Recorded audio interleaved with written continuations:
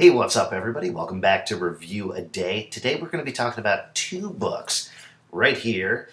Jim Butcher's The Dresden Files, Welcome to the Jungle, Volume 1, and Dean Koontz's Frankenstein, Prodigal Son, Volume 1. The reason we're talking about them together is they're both from the Dable brothers, however you pronounce that, and both from Del Rey, and I think they have kind of similar things going on.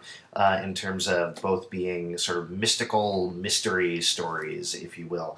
But let's talk about them one at a time. First one I want to talk about, Jim Butcher's Dresden Files, Welcome to the Jungle, Volume 1. Pete was a big fan of this, so I picked up the volume. For those of you who don't know, you may have seen the Sci-Fi Channel series, The Dresden Files, which is based on the books. This is also based on the books. The difference between the Sci-Fi Channel series and this is it's actually written by the author of the books, Jim Butcher. This is not bad, but it's not great. If you've ever seen any sort of mystical mystery type show, or read any mystical mystery type comics, something like Constantine or whatever, Hellblazer, excuse me, this is pretty much the same thing. It's supposed to be a little more whimsical, but the mystery is pretty predictable, pretty straightforward. As I said, it's no bad shakes. It's not unenjoyable, but the art is rather uninspired throughout, rather generic, as you can see. In particular, the faces of people seem a little bit awkward and elongated. So I wasn't crazy about the art, wasn't crazy about the content, so obviously this is not an unequivocal pickup or anything like that. There are points in this where it starts to get very exciting, I think, and then it doesn't really follow up on those paths.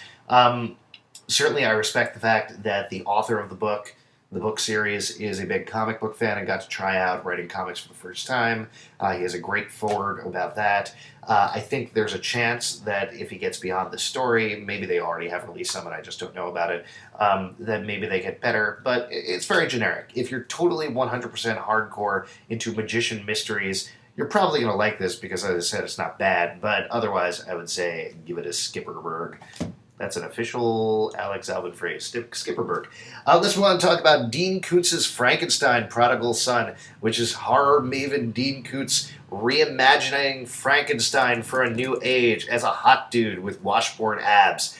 Finally, you guys. This is terrible, and I'm going to tell you exactly why it's terrible.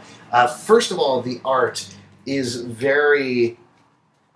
I never read Anita Blake, Vampire Hunter, but I've seen a lot of the stuff online. I've also never really been a big fan of the Aspen Studio stuff, but it's sub-Aspen Studio style, where people are kind of just floating on blank backgrounds in space. People have, I'm trying to find, oh, here we go, insane washboard abs for no particular reason that I can tell. Everybody is like beyond genetically perfect to the point that they're imperfect. And it all doesn't look very good. The other problem is the writing, which is by Chuck Dixon. I haven't hated everything Chuck Dixon has done.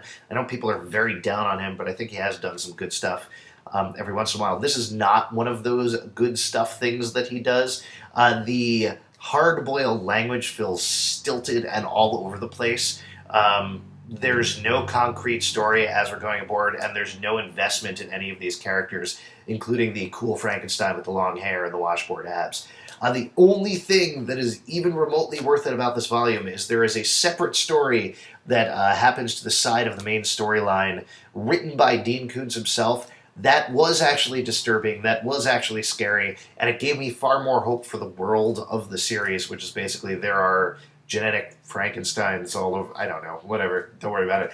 Anyway, last story in here is actually not bad, even though the art is still pretty terrible, but the rest of the book is burnable, I think. Sorry if that sounds really, really strong, but I've never really dabbled in the Dable brothers line of books, and I don't think I'm going to go any further other than these. If you guys disagree with me, if there's any Dable Brothers books that you've read that you've absolutely loved, please tell me. I want to be wrong about this, but man, not very good. Don't pick them up. That is it for your negative review a day. Tomorrow I'll be back with something I like a lot, and I will see you guys then.